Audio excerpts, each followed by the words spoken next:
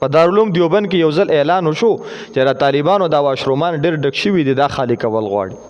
هغه زمانه کې به د دارالعلوم دیوبند دا واشرومان داسې و بالټي به پراته ولاندې، نو چې کله به دا ډک شو نو دا به بیا بار خالی کول.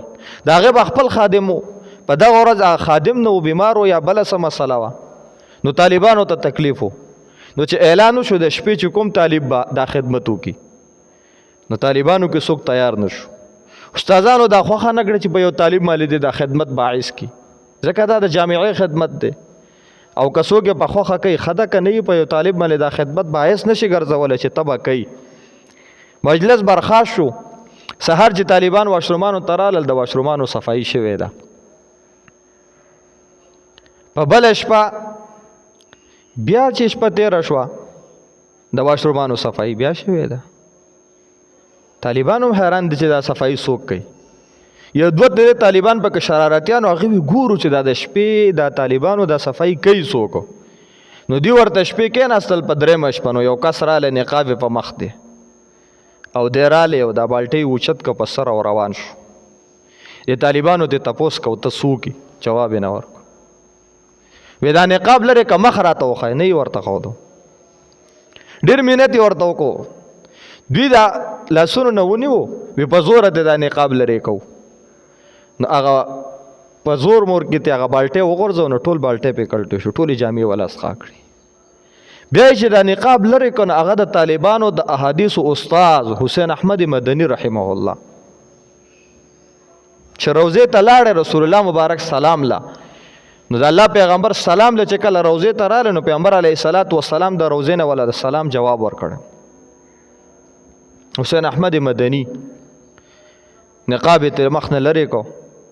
طالبانو ته یې قسم ورکړ چې زما دا راز به نه فاش کوئ، ما درته ځان نه ښودو، خو تاسو را باندې زبردست، زما دا راز به نه فاش کوو. د هغه د وفات نه پس دا راز فاش شو. خو هغه موقع باندې حسین احمد مدني رحمه الله دې ته ونه کتل چې زه د احادیثو استاد یم، زه د طالبانو استاد یم، زه محدث یم، نه خدمت د طالبانو رالی د طالبانو خدمت وکړو. وبه کوي داسې خدمت؟ د واشرومانو صفایي به وکوي، د جومات صفایي نه کوئ مړه. جومات چې اسقایي جارو پسې رالی چې دا جومات صفا کو، ځان درته پې بدې ښکاري، ما ته پې ځان بدې ښکاري. مشران یو که نه، زه امام یم، د منبر خطیب یم، د طالبانو استاد یم، د کتابونو د طالبانو استاد یم، د احادیثو استاد یم، ما ته پې ځان بدې ښکاري. ته مشر د بچو پلاري، د کور مشري، کور کې دی بچي دی خدمت دی کېږي، د جومات صفایي په دې راته ځان بدې ښکاري.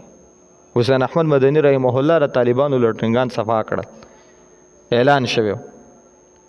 نو حسین احمد مدني ځکه حسین احمد حسین احمد مدني زړه هغه دا زړه په هغه کې دا جذبه وه د خدمت، دا محبت و د مدرسې او د طالبانو سره. الله جل جلاله حسین احمد مدني داسې کوم عالم دی چې د هغه عالم په سند کې د حسین احمد مدني نوم نشته دی، د هر چا په سند د حدیث کې د حسین احمد مدني نوم دی. نو عرض مې دا کوو مسلمانانو چې یوازې په عباداتو نه کېږي، خپل د دې زړه صفایي به کوئ، عاجزي، انکساري، اتباع د رسول الله مبارک، اتباع د صحابه کرامو د اعمالو، بیا به کامیابی کوي. کنه نفس دې ته کېناستئ چې زه منځونه کوم، زه تلاوت کوم، زه ذکر او اذکار کوم، او باقي چې بار اوزم زه چې څه کوم، که ما بار غلاګانې کولې، که ما په ناب تول کې کموالی کو، که ما په هره طریقه د خلکو نه پیسې راوړلې کور ته، په دې پیسو باندې او په دې تجارت باندې او په دې کاروبار باندې ګوره خدای ستا عبادت هم نه قبلوي.